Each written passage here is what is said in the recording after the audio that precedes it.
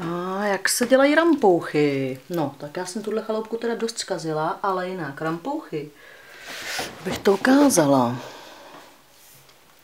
Tady takhle jedu hodně tlustý takovýhle hovinko, že mi to vůbec z toho skoro nepadá a možná něco spadne.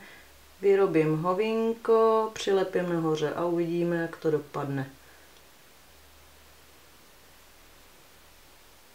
Tak, některé rampouchy asi spadnou, no tohle to prostě celý domeček. Jsem to dost všechno pokazila. Jedu, táhnu je vzduchem, něco přežije, něco nepřežije. A letošní domeček jako obvykle se zase nějak nepoved. Zatím úplně v pohodě se mi povedly jenom 2, takže nezoufejte. Je to normální, protože tady mi nevyšlo, že střížkami se nějak není delší než ten domeček, takže skoro vlastně ty rampouchy není kam zavěšovat. To, že jsou spadený teda dolů, tady to by mi nevadilo, protože to vypadá, jak když rampouchy vypadaly z domečku, ale vlastně nejsou moc kam zavěšovat, takže vypadají divně. Vypadá to, jak když se tam někdo spíš posrál.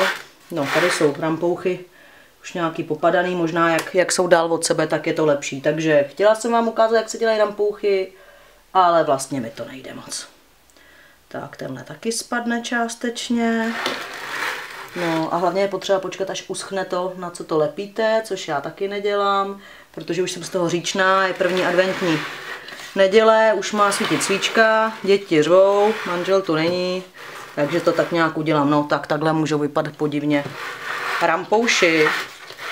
No a bude se rozsvěcet.